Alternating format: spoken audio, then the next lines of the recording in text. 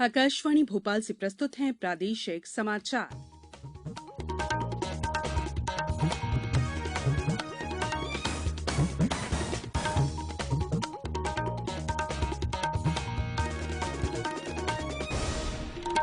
नमस्कार, समाचारों के साथ मैं संयुक्ता बैनर्जी। 18 साल से अधिक आयु वर्ग के लिए सरकारी केंद्रों पर निःशुल्क राष्ट्रव्यापी कोविड टीकाकरण अभियान जारी है। युवा श्रोताओं से हमारा आग्रह है कि कोविड रोधी टीका लगवाएं और अन्य लोगों को भी इसके लिए प्रोत्साहित करें। कोविड स्वास्थ्य के लिए खतरा बना हुआ है, ऐसे में एहतियाती उपायों के पालन में कोताही न बरतें। जब तक जरूरी न हो घरों से बाहर न निकलें और 3 सरल उपायों का पालन करें।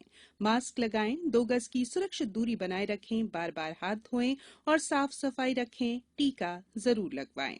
कोविड से संबंधित जानकारी और मार्गदर्शन के लिए राष्ट्रीय हेल्पलाइन कार्यरत है। इसका नंबर है 011-239-78046 और 1075।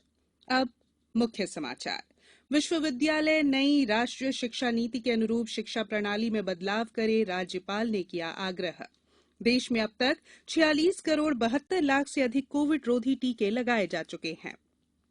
प्रधानमंत्री नरेंद्र मोदी कल विशेष डिजिटल भुगतान समाधान ई-रूपी जारी करेंगे और शिशुओं के स्वास्थ्य में सुधार लाने के लिए आज से शुरू होगा प्रदेश दुग्धपान सप्ताह।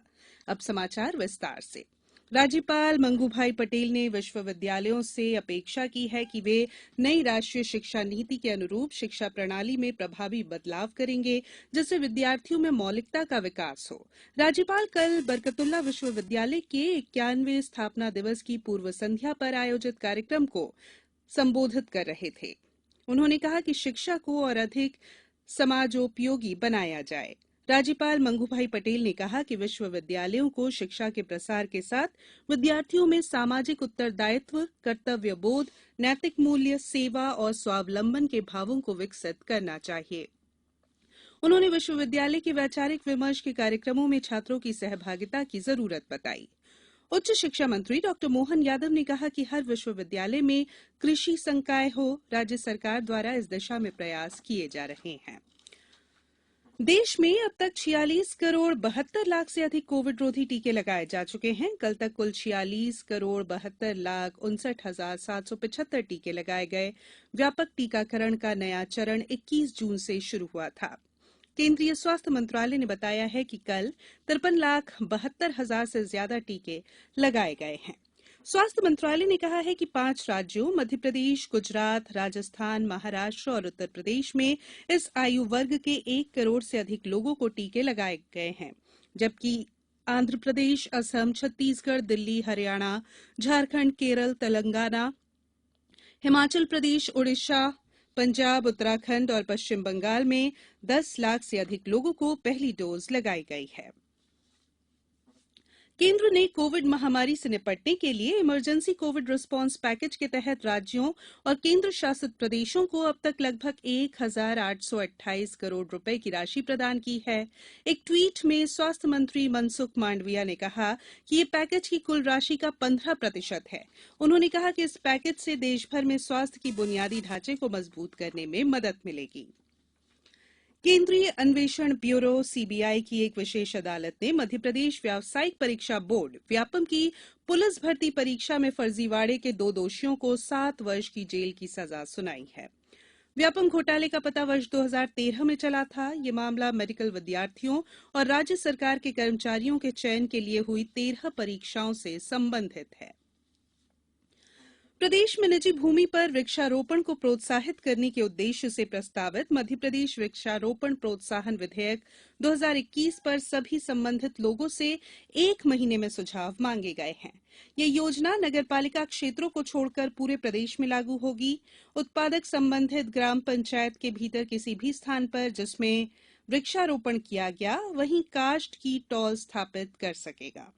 काष्ठ टॉल में इमारती लकड़ी का प्रसंस्करण इकाई स्थापित करने के लिए सशर्त सुविधा दी जाएगी। इस विधेयक में आदिवासी वर्गों के हित संरक्षण को ध्यान में रखते हुए उनके खेतों में खड़े वृक्षों को काटने और बिक्री के नियम यथावत रखे गए हैं। विधेयक का प्रारूप mp.gov.in और वन विभाग की वेबसाइट पर उपलब्ध है। कोविड-19 से बचाव और सुरक्षित रहने के 3 उपाय। मास्क लगाएं, 2 गज दूरी है जरूरी, सुरक्षित दूरी रखें, हाथ और मुंह साफ रखें। ब्रेक के बाद बुलेटिन में एक बार फिर आप सभी का स्वागत है। प्रधानमंत्री नरेंद्र मोदी कल वीडियो कॉन्फ्रेंसिंग के माध्यम से विशेष डिजिटल भुगतान समाधान ई-रूपी जारी करेंगे। ई-रूपी डिजिटल भुगतान की नकदी रहित और संपर्क रहित व्यवस्था है। ये क्यूआर कोड या एसएमएस स्ट्रिंग आधारित ई-वाउचर है जो लाभार्थियों के मोबाइल में उपलब्ध रहेगा। इस भुगतान व्यवस्था के उपयोगकर्ता कार्ड, डिजिटल भुगतान ऐप या इंटरनेट बैंकिंग के बिना वाउचर के जरिए सेवा प्रदाताओं को भुगतान कर सकेंगे। भारतीय राष्ट्रीय भुगतान निगम ने वित्तीय सेवा विभाग, स्वास्थ्य और कल्याण मंत्रालय और राष्ट्रीय स्वास्थ्य प्राधिकरण के सहयोग से यूपीआई प्लेटफॉर्म पर इसे विकसित किया है। मातृ और बाल कल्याण योजना, टीबी उन्मूलन कार्यक्रम, आयुष्मान भारत प्रधानमंत्री जन कल्याण योजना के तहत औषधि और पोषक तत्व उपलब्ध कराने और उर्वरक सब्सिडी के लिए भी इसका इस्तेमाल हो सकेगा।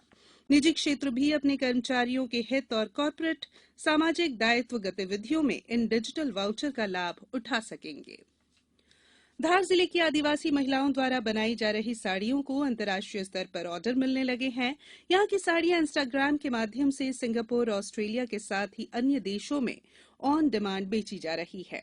समूह से 12 महिलाएं आत्मनिर्भर होकर मात्र 3 महीने की अल्पावधि में ही 7 से 8 हजार रुपए प्रतिमाह कमा रही हैं। सेंटर प्रभारी प्रवीण शर्मा ने बताया कि यहाँ साड़ियों पर नेचुरल कलर से ब्लॉक प्रिंटिंग की जाती है। दुग्धपान को प्रोत्साहित करने और दुनिया भर के शिशुओं के स्वास्थ्य में सुधार लाने के लिए आज से 7 अगस्त तक विश्व स्तनपान सप्ताह मनाया जाएगा। महिला बाल विकास संचालक निधि निवेदिता ने बताया है कि इस दौरान सभी जिलों में साप्ताहिक वेबिनार, स्थानीय भाषा में स्लोगन का पोस्टर और वीडियो का प्रचार, मीडिया का संवेदीकरण, स्तनपान कराने वाली महिलाओं को सफल गाथाओं का संकलन कर रेडियो में प्रसारण, डिजिटल पिक्चर स्टोरी प्रतियोगिता, पोषण प्रशिक्षण आदि कार्यक्रम आयोजित होंगे। टोक्यो ओलंपिक खेलों में 9वें दिन की शुरुआत आज भारत के गोल्फर उदयनमाने ने किया, जबकि आज शाम को बैडमिंटन खिलाड़ी पीवी सिंधु और भारतीय पुरुष हॉकी टीम के मुकाबले होने हैं। पीवी सिंधु चीनी ताइपे की ताई जियो यिंग से महिला एकल मुकाबले में हार गई, जिससे उनके स्वर्ण या रजत पदक जीतने की संभावना खत्म हो चुकी है। अब वो आज कांस्य पदक के लिए खेलेंगी। मनप्रीत सिंह के नेतृत्व में भारतीय हॉकी टीम क्वार्टर फाइनल में पहुंचने के बाद आज ब्रिटेन से भिड़ेगी। घुड़सवार फवाद मिर्जा भी आज मुकाबलों में हिस्सा ले रहे हैं। मुक्केबाज सतीश कुमार भी पुरुषों के क्वार्टर फाइनल में खेलेंगे। अब कुछ समाचार संक्षेप में। बिहार के मुंगेर लोकसभा क्षेत्र से सांसद राजीव रंजन सिंह उर्फ ललन सिंह को जनता दल यूनाइटेड का राष्ट्रीय अध्यक्ष नियुक्त किया गया है।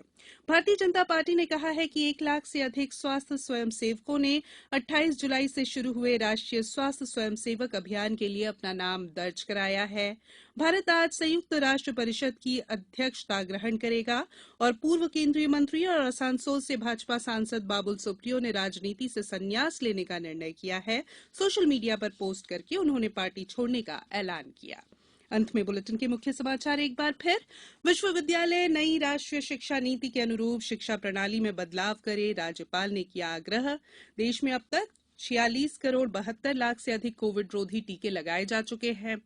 प्रधानमंत्री नरेंद्र मोदी कल विशेष डिजिटल भुगतान समाधान ई-रूपी जारी करेंगे और शिशुओं के स्वास्थ्य में सुधार लाने के लिए आज से शुरू होगा प्रदेश दुग्धपान सप्ताह। इस बुलेटिन में फिलहाल इतना ही। अंत में एक अपील, मास्क और 2 गज की दूरी, हाथ धोना भी है जरूरी। नमस्कार।